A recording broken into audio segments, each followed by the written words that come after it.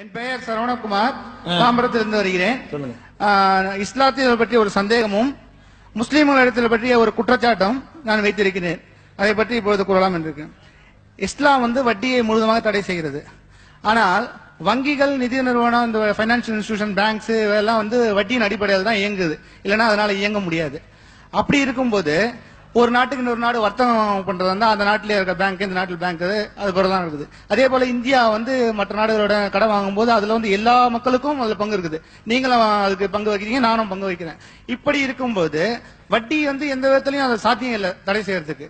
அந்த மாதிரி இதை எப்படி நீ தடை செய்யுது? ஒரு பர்சனலா ஒரு மனிதன் கொடுக்கறதுனால தடை செய்யலாம். அதுல ஒரு காரணம் இருக்குது. எளிய வேணாம் திரும்ப கட்ட முடியாத பணம் அப்படின்னு சொல்றதுனால அது. பட் பொதுப்படையா இது எப்படி? ஒருவன் வேலை செய்யறவன் வட்டிக்கு ஒரு குறைந்த வட்டிக்கு லோன் வாங்கி வீடு கட்டி அவன் வாழ்க்கை நல்லபடிதான் இருக்க போகுது. அதுல எந்த இதுவும் இல்லை. பட் முழுவதுமா இதை எப்படி தடை செய்ய முடியுது? இது ஒரு சாத்தியமே கிடையாது. மேலும் இஸ்லாம் கண்ட்ரியில எல்லாத்துலயுமே பேங்க், பைனான்சியல் இன்ஸ்டிடியூஷன் எல்லாம் இருக்கு. அங்க வேலை செய்யறவங்க எல்லாம் பெரும்பாலும் முஸ்லீம்கள் தான். அப்போ அவங்க எல்லாம் எங்கேயுமே பேங்க்ல எல்லாம் வேலை செய்யக்கூடாதா? ஏன்னா அந்த வட்டியில வர பணத்தில் தானே அவங்க பணம் சம்பாதிக்கிறாங்க.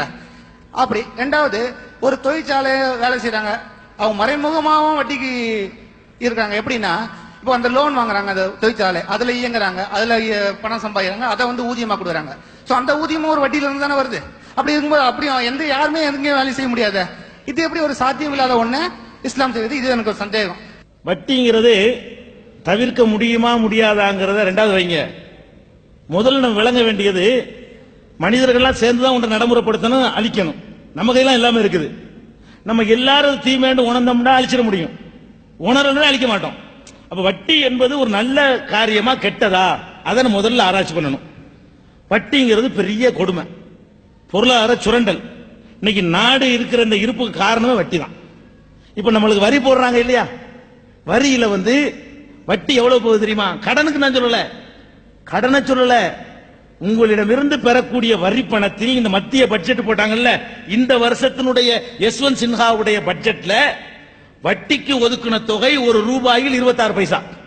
இந்த லேட்டஸ்ட் பட்ஜெட் இருக்குல்ல, இந்த பட்ஜெட்ல வட்டிக்கு, அதாவது நம்மள்ட்ட வரின்னு வாங்குறாங்க, வரி வாங்கி நாட்டு மக்கள் நன்மைக்கு பண்ணா பரவாயில்லை, வரின்னு நம்மள்ட்ட வாங்கி அதுல கடனுக்கு செலுத்தல, வட்டி கடனுக்கு கொடுக்கறது நான் சொல்லல, வாங்கின கடனுக்கு வட்டி கட்டுறதுக்கு மாத்திரம் அரசாங்கத்தினுடைய பணம் நாளில் ஒரு பங்கு செலவாகுது. 26%, ரூபாய்க்கு 26 பைசா. அப்ப 26 பைசா வட்டி மட்டும் கொடுக்கணும்னு சொன்னா வாங்கின கடன் எவ்வளவு இருக்கும் நீங்க கணக்கு பண்ணிக்கிறீங்க. போட்ட பட்ஜெட்லாம் தாண்டி இருக்கும். அப்ப அந்த அளவுக்கு பணக்கார நாடுகள்ல நம்ம கடன் வாங்கி போடுறோம். இந்த கடன் வாங்குற காரணத்தினால இந்த 26 பைசாவை அங்க கொடுக்கலன்னா அது நமக்கு உதவுமா இல்லையா? 26 பைசா வட்டி அங்க செலுத்தலன்னு சொன்னா, இலவசமாக கடன் அந்த ரூபாய் கிடைச்சிருன்னு சொன்னா, அல்லது கடன் வாங்காம இருந்திருந்தோம்னு சொன்னா இந்த நிலைமை வந்திருக்குமா? கால்வாசி பணம் லேசானது இல்லைங்க.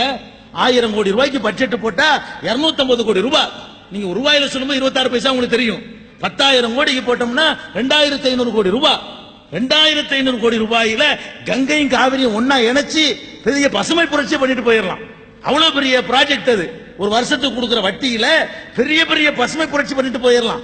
பெரிய வல்லரசு ஆகலாம், அமெரிக்கா மாதிரி வல்லரசு ஆக முடியும். வட்டிங்கிற காரணத்தினால நாட்டினுடைய முன்னேற்றம் பூரா நாசமா போறத கண்கூட காண்றோம். அப்படி இருந்து கவர்மெண்ட் வட்டி வாங்குறான். என்ன தைரியத்தில் வாங்குறான்? வாங்கினா கேட்க மாட்டீங்க தைரியத்தில் வாங்குறான். வாங்கினா என்ன வந்துட போகுது? எதிர்ப்பீங்களா? நீங்க புரட்சி பண்ணுவீங்களா? போராடுவீங்களா? அப்ப மக்களுடைய எதிர்ப்பு உண்டாகுமையானால் கவர்மெண்ட் கண்டிப்பா, எந்த கவர்மெண்ட் வந்தாலும் சரி, வட்டியை ஒழிக்கிறதுக்கு முயற்சி பண்ணும். நீங்களும் சரிதாண்டு போனீங்கன்னா, கூட்டத்தோட கோவிந்தாண்டு போனீங்கன்னா ஒழிக்க முடியாது. அது தீமைன்னு விளங்கிக்கிறணும். ரெண்டாவது என்ன தீமை? ஒரு பொருள், அந்த கைக்குட்டையை நான் உற்பத்தி பண்றேன், என் சொந்த பணத்தை போட்டு நான் உற்பத்தி பண்ணினால் 5 ரூபாய் அடக்கமாகும். உங்கள்ட்ட வட்டிக்கு வாங்கி உற்பத்தி பண்ணினா 6 ரூபாய் ஆயிரும். ஏன்? நான் வாங்கின கடன் வட்டி தரணுமே. 5 ரூபாய் அடக்கமாக ஒரு கைக்குட்டை 6 ரூபாய் அடக்கமாக எனக்கு ஆயிரும். என் பாக்கெட்ல இருந்து போட்டு நான் வட்டி கொடுக்க மாட்டேன், எந்த முதலாளியும் கொடுக்க மாட்டான். ஒரு டிவி கம்பெனி தயாரிக்கிறான்னு சொன்னா அரசாங்கத்தில் கடன் வாங்கியிருப்பான், 10,000 ரூபாய் அடக்கமாகும். அவன் அந்த முதலுக்கு வட்டி ஒண்ணு போடுவான், 2000 ரூபாய், 12,000 அடக்கமா இருப்ப, 13,000 ரூபாய்க்கு வைப்பான். வட்டி இல்லாம சொந்த காசை போட்டு செஞ்சா 10,500 அவனு விற்க முடியுமே.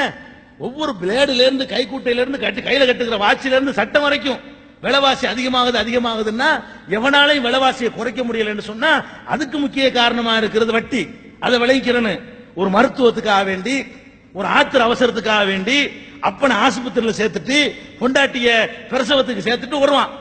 ஒரு 1000 ரூபாய் தாங்கண்டு மனிதாபிமானமா உதவ வேண்டிய ஒரு இடத்துல அவங்கிட்ட ஒரு நகையை வாங்கிட்டு 250 ரூபாயை கொடுத்து 2 மாசம் கழிச்சு கேட்டா மூழ்கிடுச்சுங்கிறான். எவ்வளவு பெரிய அயோக்கியம்! மனிதாபிமானம் செத்து போச்சு பாருங்க. இந்த வட்டின்னு வந்தவுன மனிதாபிமானமா ஒருத்தருக்கு ஒருத்தர் உதவுவோமே அந்த பண்பாட போச்சு. கொடுக்கிறமே இதுக்கு வட்டி எவ்வளவு தருவ, இதான் கணக்கு. 100 ரூபாய் கடன் கேட்டா கடன் கேட்கிறானே இவன், கடன்ல என்ன லாபம் இருக்குது, வட்டி வாங்கின லாபம் இருக்குமே. அப்ப இந்த வட்டிங்கிற சித்தாந்த மக்கள் மத்தியில பரகும் பொழுது மனிதாபிமானம் அடிபட்டு போயிருது. சாவு வீட்டுக்கு உதவி செய்ய மாட்டேங்கிறான், மருத்துவத்துக்கு உதவி செய்ய மாட்டேங்கிறான், பிரசவத்துக்கு உதவி செய்ய மாட்டேங்கிறான். தர்மமா கொடுக்காட்டாலும் கடனா கொடுக்கலாம்ல, தர்மமா கொடுக்கணும். நீ முறைப்படி சக்தி இல்லையா கடனாவாச்சும் கொடு, கடனா தர மாட்டேன். இந்த சாவுல இருந்தாலும் 1000க்கு 1100 எடுத்து வைங்கிறான். அப்ப இது ஒரு கொடுமை இல்லையா, இது ஒரு சுரண்டல் இல்லையா? வட்டி இல்லாம இயங்க முடியாதான்னு கேட்கிறார். முடியும், சாத்தியமானு கேட்கிறார். சாத்தியம் எப்படி சாத்தியம்? சீனாவுல கம்யூனிஸ்ட் நாட்டுல வட்டி கிடையாது, ரஷ்யாவுல நேத்து வரைக்கும் வட்டி கிடையாது. வட்டி இல்லாத பொருளாதாரத்தை இன்னைக்கு வரைக்கும் கம்யூனிஸ்டுகள் அமுல்படுத்தி தானே இருக்கிறாங்க. சீனாவுல வட்டி கிடையாது, சவுதி அரேபியாவுல வட்டி கிடையாது, சில இஸ்லாமிய நாடுகள்ல வட்டி இருக்குது, பல அரபு நாடுகள்ல வட்டி கிடையாது. வட்டி இல்லாத சர்வீஸ் தான் பண்ணுவாங்க, சர்வீஸ் தானே தவிர பேங்க்லயும் வட்டி கிடையாது சவுதி அரேபியாவுல. அப்ப வட்டி இல்லாத வங்கிகள் இன்னைக்கு இருக்கிறது. இந்தியாவுல நம்ம நாட்டில் முடியலன்னு சொன்னா வட்டிங்கிறது ஒரு பெரிய கௌரவம். வட்டி வாங்குறவன் பைனான்ஸ் சொல்லி வட்டி வாங்குறேன்னு விளம்பரம் கொடுத்தான்னு சொன்னா ஏமாறுறதுக்கு தயாரா இருக்கிற அளவுக்கு நம்ம இருக்கிறோம். நம்ம மனநிலை எப்படி ஆச்சு பத்தியா? இந்த வட்டி வட்டி மனப்பான்மை தானங்க நம்ம நாசமாக்கி இருக்குது. பைனான்ஸ் வச்சு ஓடுறான அவன்லாம் ஓடுறதுக்கு என்ன அடிப்படை?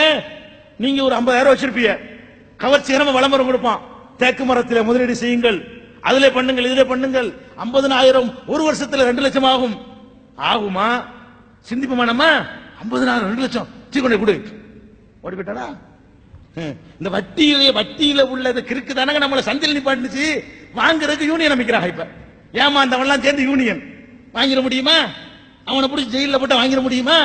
அப்ப கவர்ச்சிகரமான விளம்பரங்களை நீங்க மயங்கி போய் இருக்கிறவன் ஏமாந்தானே, அதுக்கு என்ன காரணம்? வட்டி தான்.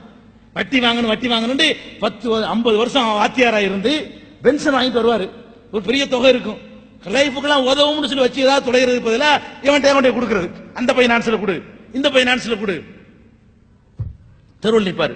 இதான் நடக்க போகுது. அதனால வட்டி கொடுமை அதை வழங்கிக்கிறேன்.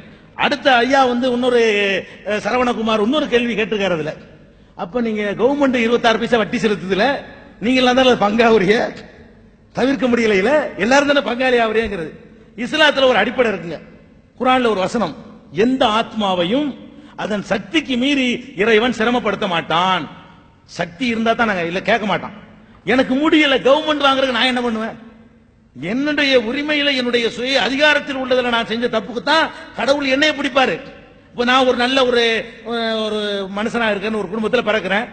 என்னை சின்ன பிள்ளையில இருந்து வயசு வர்ற வரைக்கும் என் தகப்பனார் வட்டியிலேயே என்னை வளர்த்தாரு. நீ ஏன் வட்டியில வளர்ந்துன்னு கேட்க முடியுமா? என்னை குழந்தையா இருக்குமே எனக்கு விவரம் தெரியாது, நீ வளர்த்தாரு, நான் என்ன பண்ண முடியும் அப்படின்னு சொல்லுவோம் இல்லையா? அப்ப நம்மளை அறியாமல் நம்ம மீது திணிக்கப்படக்கூடிய காரியங்களை முடிஞ்ச அளவுக்கு தவிர்க்க முயற்சிக்கணும். முடியலன்னா கடவுள் குற்றம் பிடிக்க மாட்டார். இப்ப உதாரணமா சில உணவுகளை திங்கக்கூடாதுன்னு மார்க்கத்தில் இஸ்லாத்தில் இருக்குது. பன்றி சாப்பிடக்கூடாது, அறுக்காமல் செத்து போனதை சாப்பிடக்கூடாது, ரத்தம் வெளியேறினா தான் சாப்பிடணும், அறுத்த ஆட்டுல ரத்தம் வெளியேறாது உள்ளே இருந்துரும், அதனால பல கேடுகள் வரும்னு சாப்பிடக்கூடாதுங்குது. ஒருத்தன் சரியான பசி பல இடத்துல போய் கேட்டான், ஒன்னும் கிடைக்கல, இதை திங்காட்டி செத்து போயிருவான். இப்ப ஒரு ஆடு தான் கிடைக்கும், செத்த ஆடு, இதை திங்கலன்னா செத்து போயிருவான். இப்ப தின்னு சொல்லுது இஸ்லாம், உசுரை காப்பாத்திக்க. முடியாட்டி சட்டம் கிடையாது, முடியறதுக்கு தான் சட்டம். எது உனக்கு சக்தி இருக்குதோ சக்திக்கு மிஞ்சினதுக்கு தலையில சுமந்து உருண்டு பிறண்டுகிட்டு போன்னு சொல்லக்கூடிய மார்க்கமே கிடையாது. இஸ்லாம் என்ன சொல்லுதுன்னு கேட்டா, நம்மளை கஷ்டப்படுத்தாம சிரமப்படுத்தாம நம்முடைய தேவைக்கு மிஞ்சி, ஹஜ்ஜின்னு ஒரு கடமை இருக்கு, கடனை கொடுத்து தான் ஹஜ்ஜிக்கு போகணும் அப்படி சொல்லக்கூடிய மார்க்கம் இஸ்லாமிய மார்க்கம்.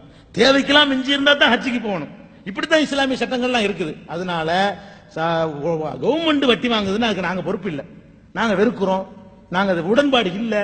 அவர்கள் வாங்கினதுக்காக வேண்டி கடவுள் எங்களை குற்றம் பிடிக்க மாட்டாருங்க, அதை தடுக்கும் சக்தி எங்களுக்கு இல்லை. எங்கள்கிட்ட ஆட்சி இருந்தா அல்ல நீங்க எல்லாரும் வட்டி வாங்க கூடாதுங்கிற சிந்தனைக்கு வந்தா ஒரு முஸ்லீம் மட்டும் 50 பேரும் சேர்ந்து ஒழிச்சிட முடியுமா? இந்த வட்டியை ஒழிக்கிறதுக்கு முஸ்லீமும் சேரணும், இந்துவும் சேரணும், கிறிஸ்தவர்களும் சேரணும், எல்லா மக்களும் சேர்ந்து இறங்கினா வட்டியை ஒழிக்க முடியும். இந்த 13% இருக்கக்கூடிய ஒரு சமுதாயத்தினால எப்படி 87% எதிராக வாக்களிச்சு வெற்றி பெற முடியும்?